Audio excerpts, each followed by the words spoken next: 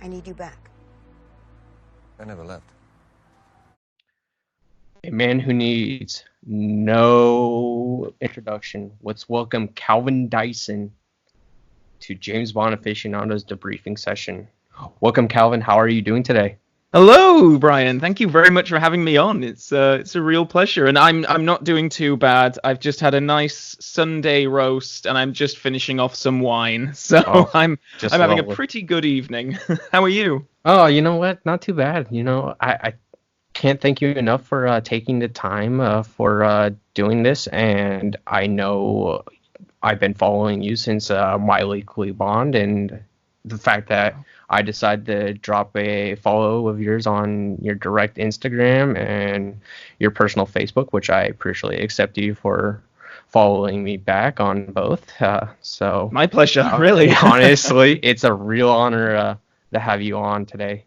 Oh, that's really kind. Thank you. It's an honor to be here. So thank you for asking me. Honestly, it's really lovely. Calvin, you are well known in the James Bond community, but not many know how you got your introduction into James Bond. Will you please be kindly to share with us on how you got started? Yeah, sure. I mean, I remember the first Bond films I ever saw were Moonraker and Diamonds Are Forever, and that was a result of an aunt buying me them for either a birthday or a Christmas gift, because I was a big Star Wars geek when I was like 8-9 years old, and she saw Moonraker and was like, oh, well, you like that space stuff, you'll like this. And then Diamonds Are Forever, I guess, because it was buy one get one free, so those are the films that I started my Bond fandom with, and at the time loved them both, and then it just kind of built up from there. When it comes to actually and we're the same age, so you might be similar to me in terms of like where your awareness of James Bond first came to light, because I remember specifically those films were the ones that I saw first. I remember having the videos, I remember getting them. I remember that being the spark. I can't remember if I'd already played GoldenEye on the N64 before that, and that was sort of an awareness of James Bond as well. I can't remember which of those two things happened first. Yeah, and the funny thing is that you bring that up. Speaking of GoldenEye N64, I think that was the fall of '97, right when Tomorrow Never Dies came out, and right. I remember playing GoldenEye N64, and that's what got me hooked, and then seeing Thunderball as the first video, and getting, of course, GoldenEye during Christmas time on VHS, and then, of course, TV series running them. It's like, you need to start watching these, and shortly after that, I got Tomorrow Never Dies, because it was just the most recent. And yeah, the list goes on. So, and when you're that age, the most recent is always like the best. Like I remember, like Tomorrow Never Dies and The World Is Not Enough got so much play in our house. I thought they were amazing, and GoldenEye as well. Oh, absolutely. And it's funny how you look back on those ones, and it's like, do they really stand out to this time frame? Yeah. So speaking about your earlier days, you kicked off a YouTube channel called My Weekly Bond, and I remember first stumbling on your YouTube page when you did the My Weekly Bond series. What influenced you to start a YouTube account talking about James Bond after all these years? Yeah, well, that was a product of being a very bored student with a lot of spare time on my hands. But it did sort of. I was about it. God, I've been on YouTube now for like 10 years, which is crazy to think it's been that long. But it was a case of I wanted to rewatch the Bond series again. I'd always been a big Bond fan. It was like my main fandom throughout childhood, and I wanted to rewatch the films again. Then I was kind of like, yeah, maybe I'll, do a blog or something like that. And then thought, oh, well, I can do like video reviews just to kind of spice up my own watch through again. Like, instead of just rewatching them all for the sake of it, I was like, well, I can put my thoughts online and see what happens that way. And at the time, I was a really big fan of the Nostalgia Critic, if you know him, or Channel Awesome. He used to be very big way back in the day, and his whole shtick was that he'd look at nostalgic things from his own childhood, movies, like TV series like the Care Bears, Transformers, that kind of thing, and then sort of like talk you through the plot and make jokes as he went along. So I just kind of stole that format, and it's hard to, because I mean we're the same age, but maybe people watching this who are younger than us, like it might be hard for them to understand that back then YouTube was new. It was a new platform, and it was sort of, you could go on and type something in and not find it because I remember at that time Haphazard Stuff, if you know him, he was doing his Bond videos, which were very documentary style, very analytical, and they're great for that as well. And then I kind of thought, well, okay, well, if I do my own thing, maybe I try to be a bit funnier or something, or make jokes, kind of poke fun at them in a loving way, I hope.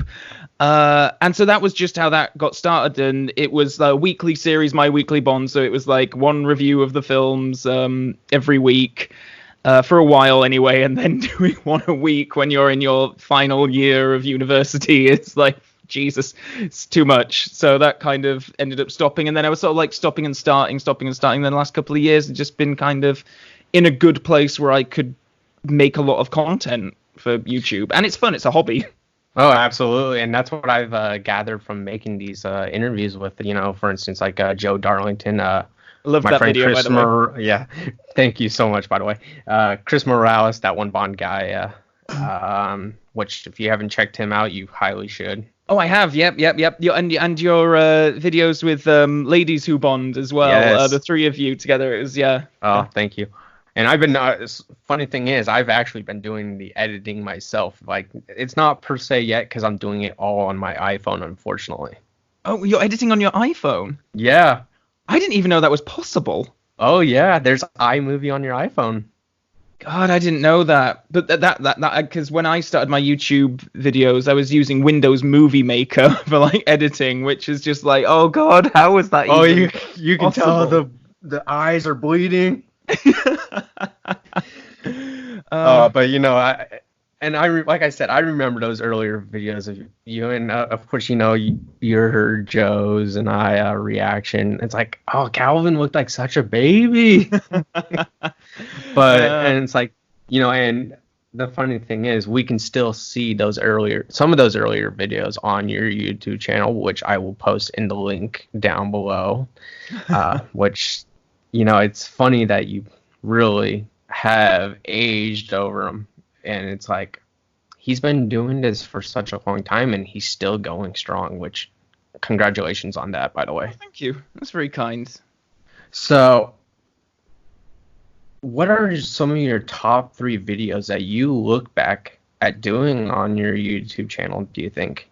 Oh, gosh. That is a good question, actually. I've always enjoyed doing the video game reviews quite a lot, like the Nightfire review that I did, which is quite old now. That's one of the older ones, but I really enjoyed doing that, talking about the games. And that was just, I remember, like, I didn't even have one of those, I don't know if you know, like, you have like a capture device for if you're like capturing video game footage, and that's how people do it, which was such like a new thing for me a few years ago when I discovered this, because back then when I was doing it, I was like hooking up my Nintendo Wii to like a DVD recorder, and then recording my playthrough on the DVDs, then putting it in my computer, then editing it from there, which is like nuts to think of it being that long-winded a process. Now, anyway, I'm beside the point, because Nightfire, it was one of my favorites. And then I really liked a review that I did of the 60s Casino Royale as well, because it's just such a fun, weird film to talk about. And similarly, have you ever seen Operation Kid Brother? Yes, I remember watching that when I was younger, and with of course, Jason Connery, which is Sean Connery's brother, right? Yeah. I think. Yeah. I unfortunately I don't have my phone pulled up truly right by me, or I would look it up, unfortunately, but I'm pretty sure it is. Totally. Yeah. But I remember seeing that. It was definitely different, but it's like, why the heck did they do this? Was it just for, like, because if I remember correctly, Lois Maxwell and all of them made an appearance, and I was like, oh, they're doing it as a paycheck. Oh, totally. Yeah, I think Lois Maxwell said that she ended up getting more money for that than she did like any of the other Bond films that she was in, which is nuts. But doing a review of that was also really fun. And I guess I'm just sort of attaching my sort of favorite experiences to some of the crazier bits of Bond content out there, because that's always the funniest stuff to like make jokes out of and that kind of thing. But I like to think some of my videos have become more video essay like since then, so it's like, you know, having fun with it as well. But I think I'm a bit more analytical now, which I like as well, because it is fun to look at some of these things in deeper contexts, I guess. Yeah, and you know, I was telling Joe the other day again. You know, I love what Calvin is bringing to his channel now, and especially with COVID-19 and aka the coronavirus going around. He's reaching out to explore the other content that brings to the James Bond movies. Like, for instance, Welcome to Japan, Mr. Bond. And which I loved your review on that, because... Oh, great. Thank you. I remember... that's how I get a lot of my knowledge, is through the bonus material. And, of course, you know, Google, and seeing someone finally... It's like...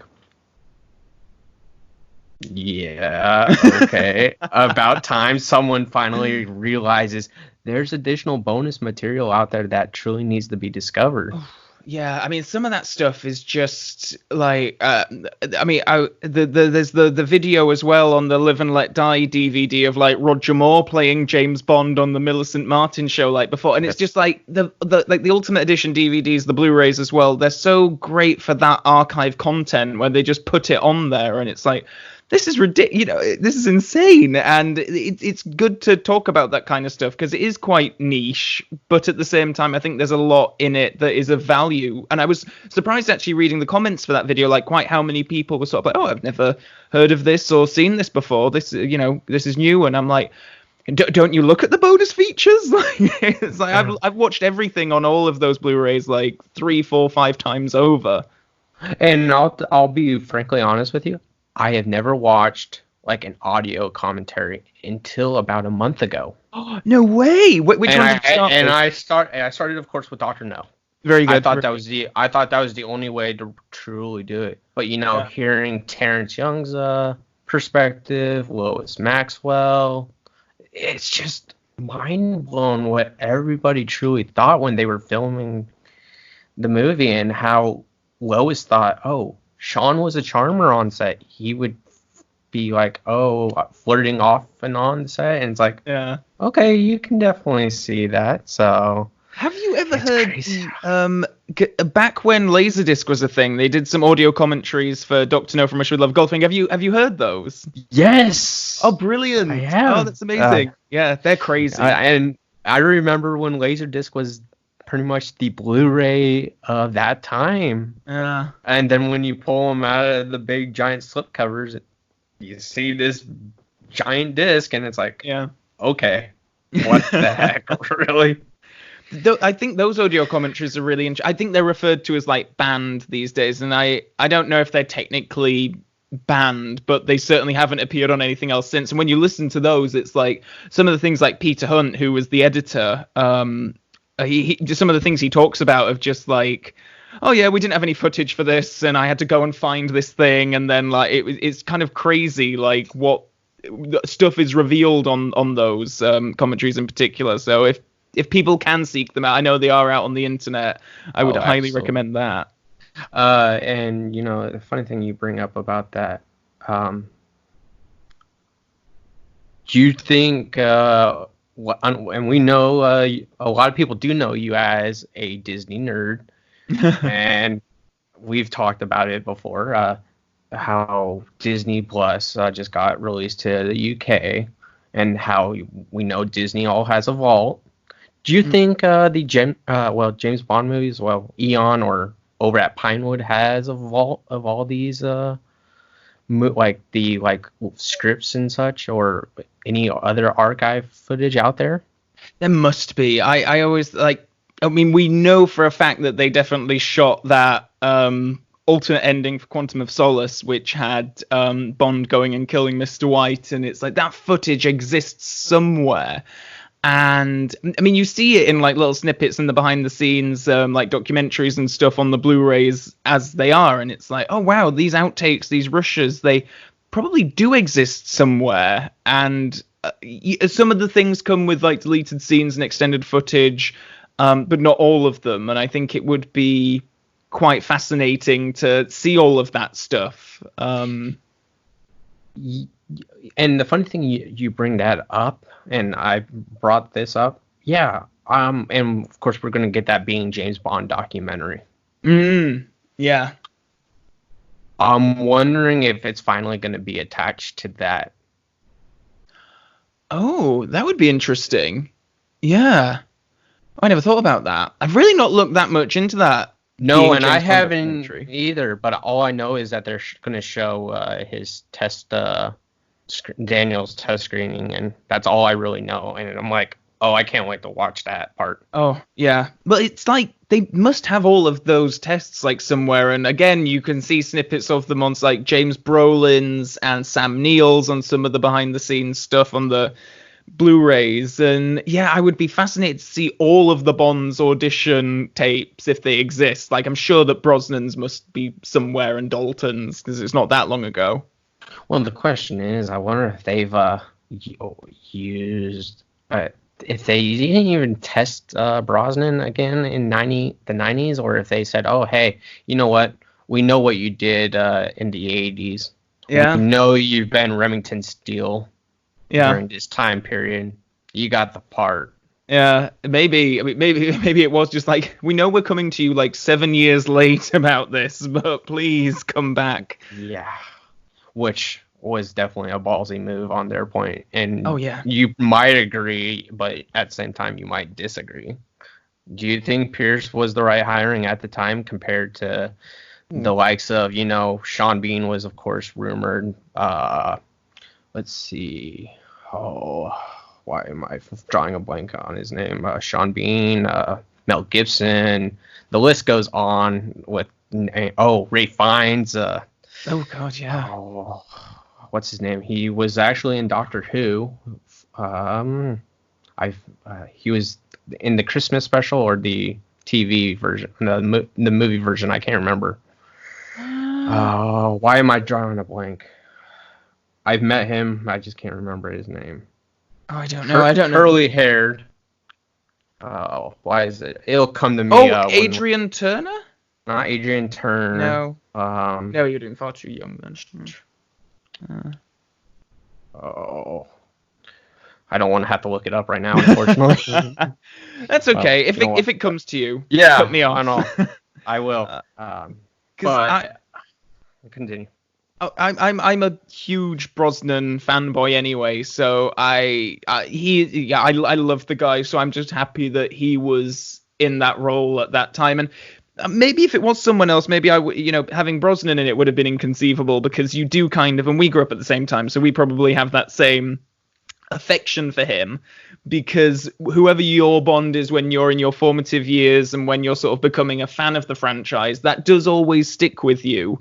Mm-hmm. There is the nostalgia, the fondness, but yeah, Pierce and Roger are kind of my two favorite Bonds, because I like them more lighthearted. Yeah, and the fact that, like you said, you started with Moonraker, and of course, GoldenEye came out when we were kids. You can definitely truly see that in your personality, and especially when you bring it to your videos as well. So I can definitely see where you get the nostalgia and the feel of it. It's like, oh yeah, these are my two Bonds, and you got to bring, of course, like you said, the comedy side to things when you're recording, and you also got to enjoy what you're doing. So, and that's what Pierce did as well during his films. No, Quite agree. I feel quite bad for him and Roger in the sense that they both feel like the two actors that most loved playing the part. Like, I think Pierce would still be doing it now if they'd have let him. And yet they're often the ones that are kind of, poo-pooed on when it comes to general audiences now. And, Sean and Daniel are considered like the best, even though they're sort of like begrudgingly, we'll talk about the series. They're maybe a little bit disparaging of it in some ways. I just find that interesting. Yeah, and I look at it this way with Pierce. I know his late wife, Cassandra Harris, was really pushing for him to be the next Bond, and I would love this scene if she was still alive. God rest her soul. But I would have loved this scene, her stand by Pierce throughout his tenure, and seeing how she would have reacted during his Bond movies, I should say. Yeah, no, so it's a great shame that she didn't get to see him play the part. But, yeah, it is what it is, unfortunately. So yeah. So, who are some of your influences in the Bond community? Since you were one of the originals, who do you look up to the most? Oh, God. That's a very good question, actually. David Zaritsky and Joe Darlington are both up there. David, because he's a superhuman. Like, he sleeps like 4 hours a night. He'll be messaging... He'll have messaged me like on Facebook Messenger or something, and I'll wake up at 7 a.m. I'll reply, I'll go for a shower, and then I'll come back and he'll have already replied to my message. I'm like, wait a minute, in your time zone it's like 4 a.m. How are you doing this? And his drive and his dedication and his commitment to what he does, I envy, quite frankly. I'm a procrastinator myself, and I wish that I could sometimes just hone in and focus and get it done. But I really admire his abilities to create so much content and so much varied content and interesting content so frequently. And then Joe, I really, because I met him finally last year, because a few of the guys were over in London from America, and I'm quite lucky being in London because I can just, people come here and I can just I'll just pop down the road and see the guys. But yeah, Joe is, became a good friend actually, and I really appreciate his attitude towards talking about the films. I really enjoy his review series as well.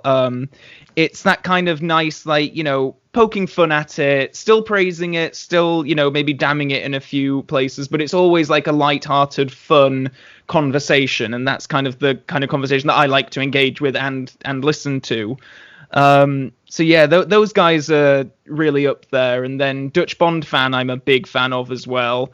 Again, just super, super funny, really great editing in so many of his videos. God, I really could go on and on. There's just so many people. I hear you. It's tough, and especially when there's so many good people out there that produce great content. And if I remember, is it pronounced Jeroen? That's Dutch Bond fan.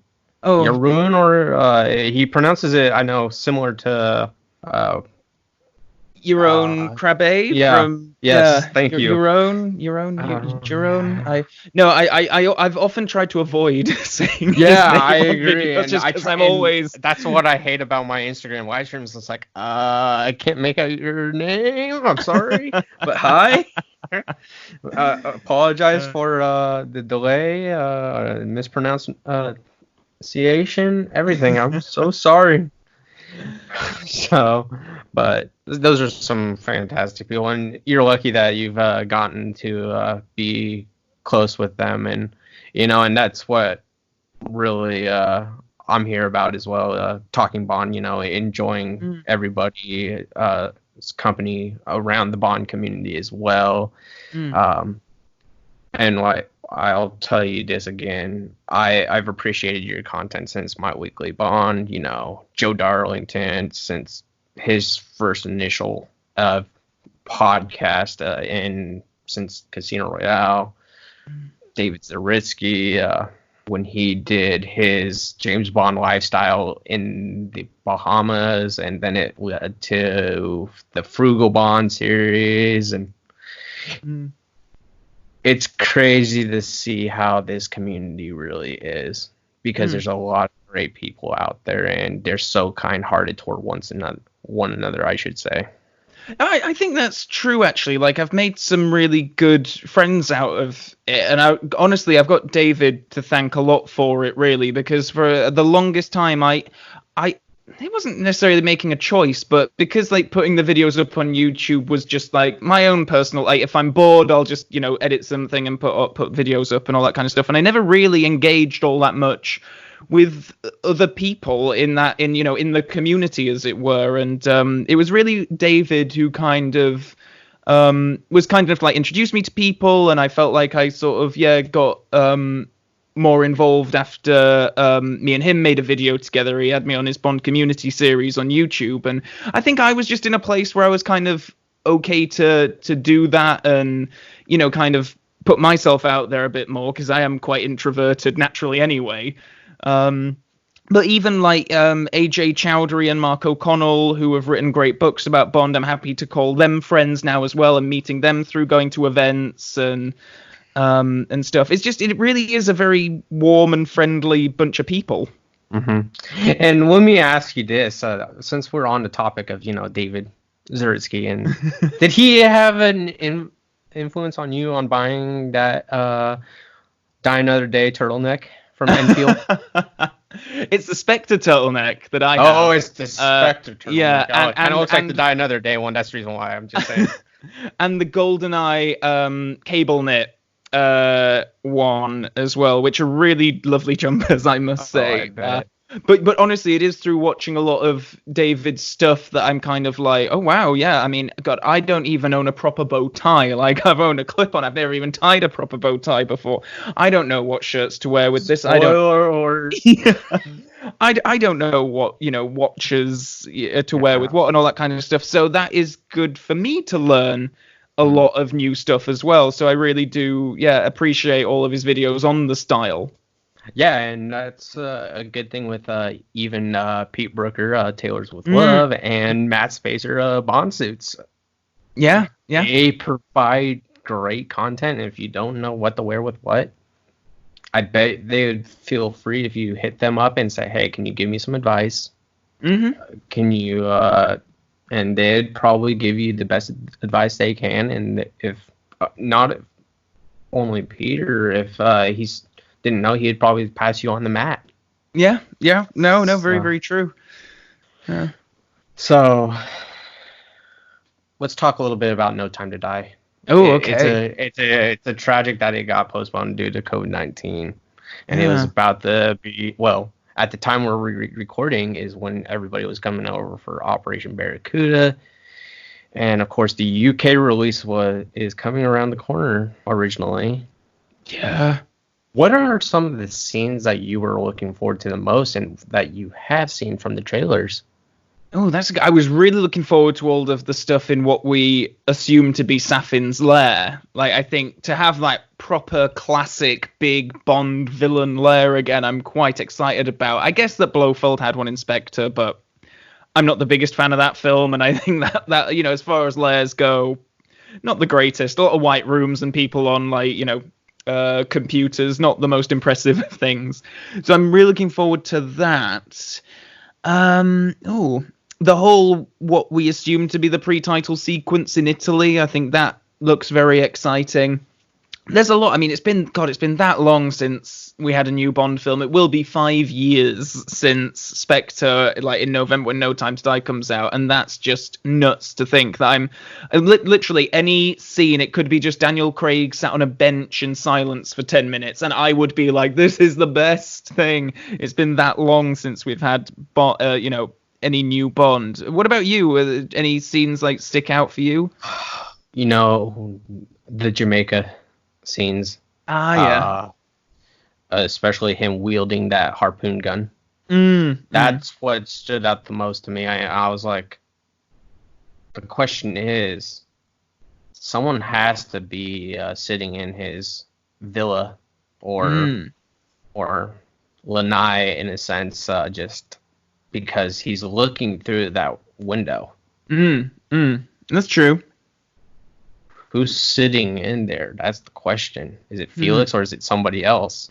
Yep. No, So that kind of had me like, okay, that's definitely encouraging to see, and especially him wielding a harpoon gun. So the question is, what was he doing beforehand as well?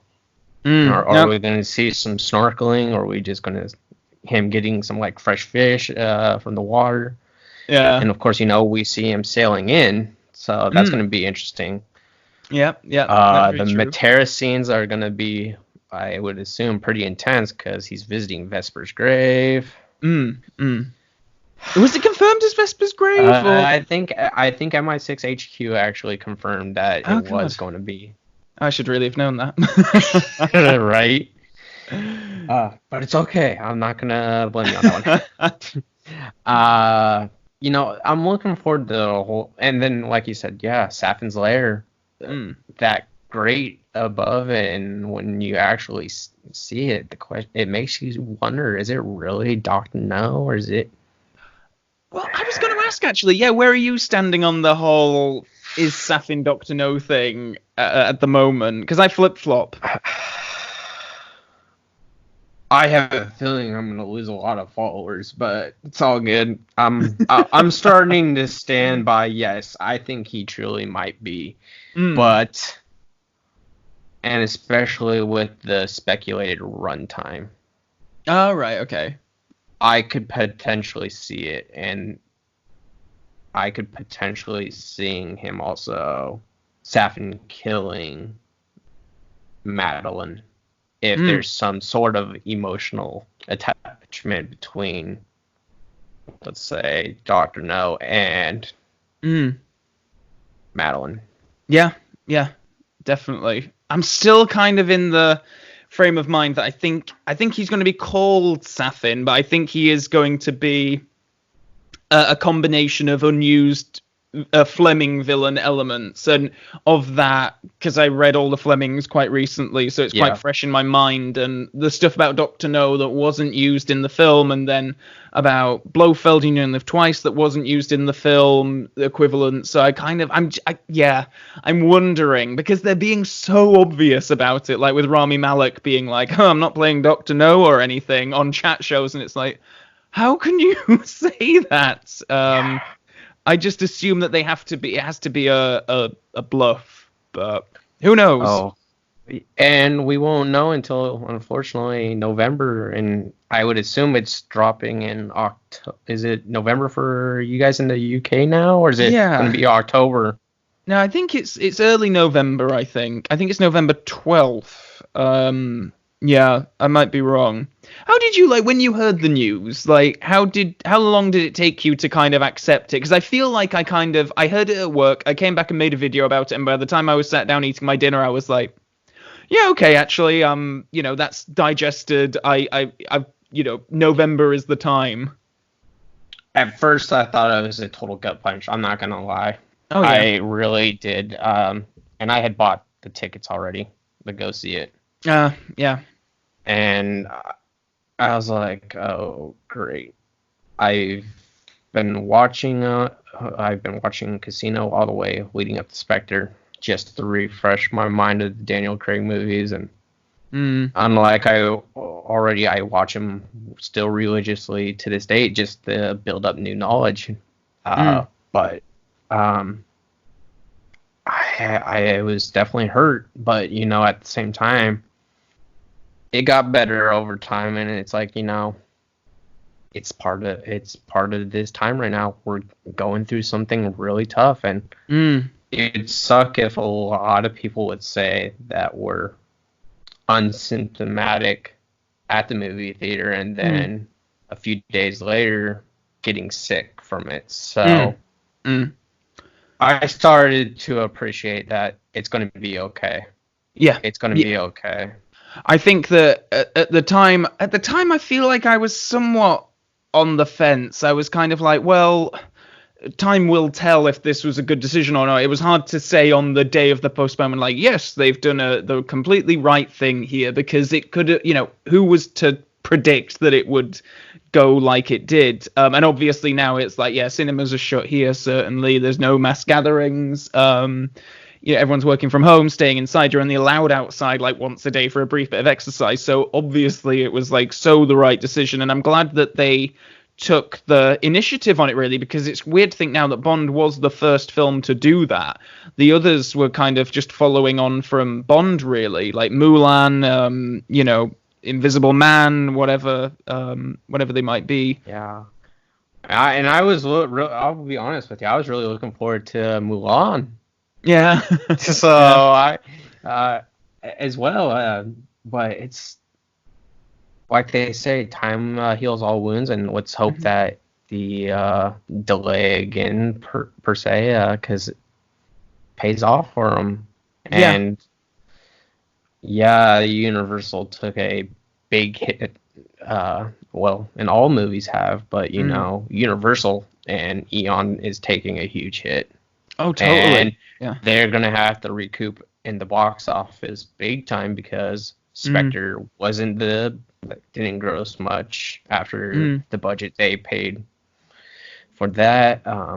Luckily, Skyfall helped them hugely, but the $1 billion Bond. It doesn't help that distribution rights are up again after this film as well.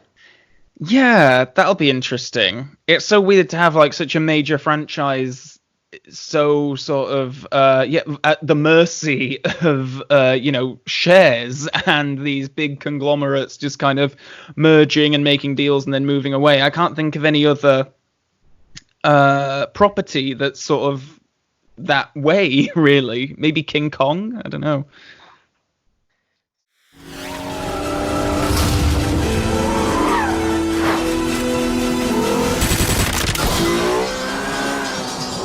Favorite villain? It could be from one of the novels or film. Goldfinger from movies, definitely. In the books, I love Shatterhand, Blofeld in You Only Live Twice. He's so barking mad, nuts, crazy. I think he's fantastic. One Bond film that you enjoy the most, and others would usually disagree with you on that. I hear a lot of resistance when I talk about how big The World Is Not Enough fan I am. That's one that I will sort of die on a hill for. I think it's really great and underrated. Favorite novel? It can be from the continuations or just Fleming's. Moonraker, definitely. Fleming's Moonraker. Yeah. Okay. Why is that? That's a good question. I just enjoyed it the most, I suppose. And it's weird because it doesn't have a lot of the classic Bond elements. There's no travel log in there. It's all set in England. But I thought it worked so well structure-wise, and Bond's relationship with Gala Brand in it. I thought the villain was great. There's so much good stuff in the beginning of Bond and M going to like rumble Hugo Drax at gambling. It's really, really cool. And the reason why I just rolled my eyes briefly at continuation novels is just because I'm on my fourth John Gardner book now. It's like, oh god, when is this going to end? So the Fleming ones are so way and above so many of the others, except Colonel Sun. Colonel Sun was good, and The Spy Who Loved Me novelization by Christopher Wood was also really good, I thought. You gotta only choose one on this one. Favorite Q out of the you got, of course, Desmond Llewellyn. You got John Cleese, and then of course you got Ben Whishaw. Yeah. Oh God. I'd go for Peter Burton from Russia with Love. No, I'm kidding. Definitely kidding. Definitely kidding. I'm gonna stop you there. By the way, it was Dr. No that Peter Burton. God, it was Dr. No, wasn't it? Yeah. Oh God, that was embarrassing for me. Jesus. Yeah. Oh God. I blame the wine. Oh, it's all good. It's gonna have to be Desmond Llewellyn. I think he's just so classic and iconic. And like, I rewatched GoldenEye recently, and I think that is the best Q scene in the whole series. Just how like wacky inventor he is. He's like giggling about his inventions. He's like, and then Brosnan's playing it so well, like schoolboy. They've got great chemistry. I think him and Brosnan together are probably the best combination of Bond and Q. His Q. And I love that line. Don't touch that. That's my lunch. It's my favorite. I love it. It's so good. And then like, don't say it. The writing's on the wall, along with the rest of him. And then he does that little snort. I think it's really cute. Yeah, I love him in that film.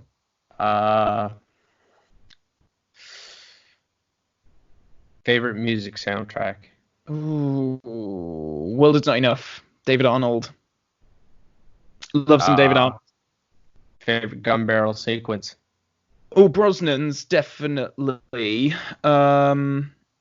I think they're the most polished, and seeing all of the different Craig ones come after him really put into perspective just how right they got the modern gun barrel with Brosnan's. I think some of the other ones are great as well. Dr. No springs to mind immediately because the sound design's so good, how he shoots and then the Bond theme blares. I think it's really well handled. But in terms of what I enjoy watching the most, it's Brosnan. Who do you want to see casted after Daniel Craig? Oh God, I'm a fan of either James Norton or Richard Madden. Those are my two. It won't be either of them because I think it'll probably end up being someone who none of us are talking about, and it'll probably be a big surprise. Like how Daniel Craig. Like I don't remember anyone saying, "Oh yeah, Daniel Craig will be the next Bond." Yeah, and you remember when, of course, they casted Daniel, and the Royal Navy brought him up on the Thames, and he was scared shitless. Yeah. And his hair wasn't perfect. He had to be fitted for the role. It was just, luckily, we have these makeup and costume designers out there that truly made him Bond, and I think that's what helped him out a lot. Yeah, I completely agree. You can take your time on this one. Ooh. But distribution rights after Universal, or do you want to see it stay with Universal? Oh God, that isn't an interesting question. It's not often something that I think about too much, like the business side of it. Though I know it's very, very important, sort of who has the rights. I would be happy for Universal to keep them for, see how they go. I mean, see how they handle No Time to Die. I wasn't too upset that Sony wasn't going to be involved after Spectre. So let's see how Universal handle it, and I'd be open for them continuing, certainly. What about you? You know what? I'm gonna agree with you on that. Because don't Universal have a office in London or in the UK? They will do somewhere. I don't actually know where. I know they have one of their recording studios. For, if I remember correctly, but I would love to see Universal.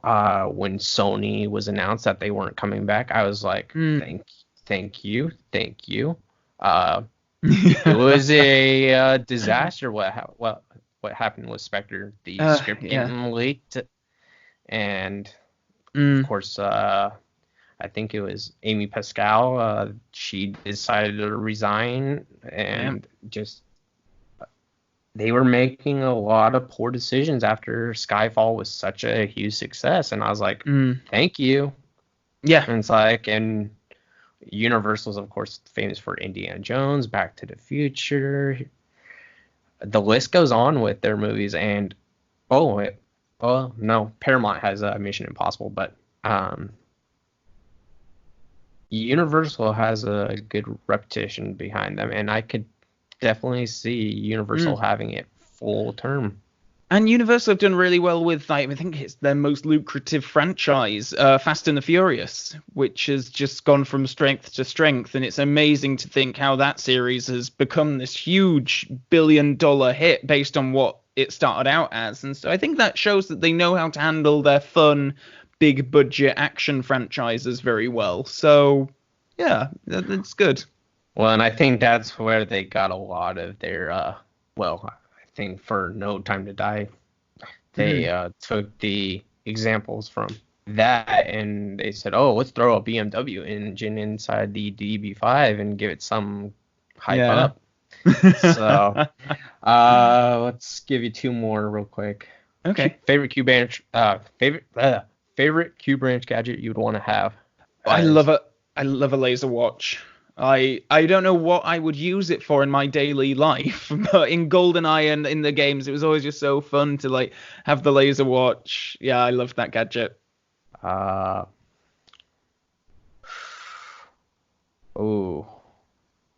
give me your cast for the next Bond film. Oh God, oh that's tough. That is really tough. Like the MI6 regulars, like starting with Bond and then go all the way down to, let's say, Tanner.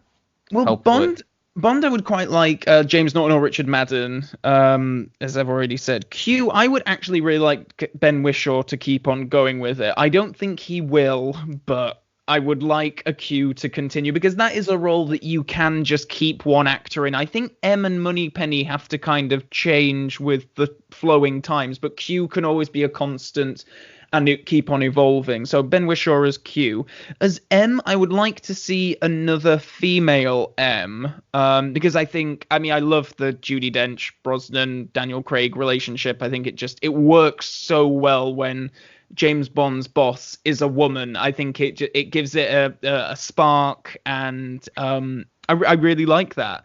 As in terms of who, I don't really know. God, I mean, I just bring back Judi Dench. Yeah, just don't explain it. She's just M again. As for Moneypenny, I'm not good at answering this question because it's not often something that I think about, like who I would like in those parts. I guess I should never really be a casting agent. Do you have an ideal cast? Honestly, you might hate me for this one, but personally, I'm gonna keep it simple. I finally saw a picture of who Richard Madden was because one of my followers sent one to me. Oh yeah. And I said, you know what? I kind of agree with that. Just fix his hair up a little bit, though. Yeah. And then of course, Q. I really want to see Ben Whishaw back. Yeah. And I want to see, of course, Ralph Fiennes back. I really like, but Rafe has a huge contract. You can tell they pay him a lot of money, and especially for such a small part. Oh yeah. But the thing is, that's gonna have to be restructured. Oh yeah, definitely. I mean, they can't. I mean, that was Sam Mendes doing, really sort of bringing in very established like lead actors in their own rights into these small roles, and then as soon as you've got those people there, and I think Ben Whishaw said as much in a recent interview where it's like, he's not gonna come into work unless it's worthwhile. Like, he's got plenty of other offers to, why should he give up a week of his life to come in and do some exposition stuff if they're not going to give him scenes to play, character relationships, some evolution, all that kind of stuff, which is not what, Robert Brown and Desmond Llewellyn would be craving. No, and that's the thing is, the reason why I still say Rafe is because he brings off that Robert Brown, Bernard Lee vibe. Yeah. And I like that. And it was nice but the thing is, if they were going to go back to a female M, keep the old Office there, how they have it now. And they have it in the older films as well. I would love to see that. Yeah. Yeah. And then, you know what? I have to agree. I love what Naomi has done with Moneypenny so far. It's the times that we're in.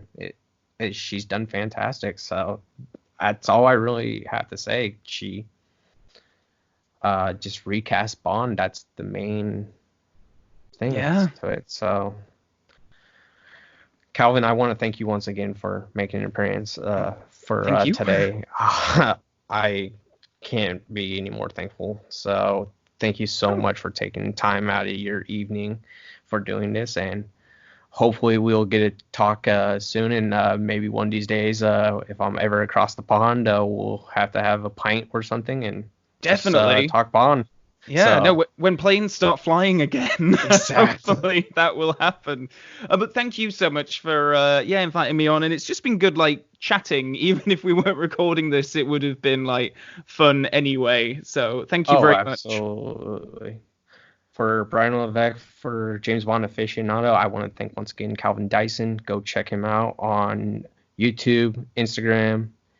Any last words you want to say, Calvin, before signing off? Oh gosh, I think I've said it all. Just thank you very much again. It's it's been really, really lovely, and it's nice to connect and meet. Like we've never like talked before, like over Skype, we've messaged and everything, but it's just so nice to kind of meet, new friends, and especially in this weird world that we're all currently living in. It was just really fun. So thank you. No, you're absolutely welcome, Calvin. Thank you.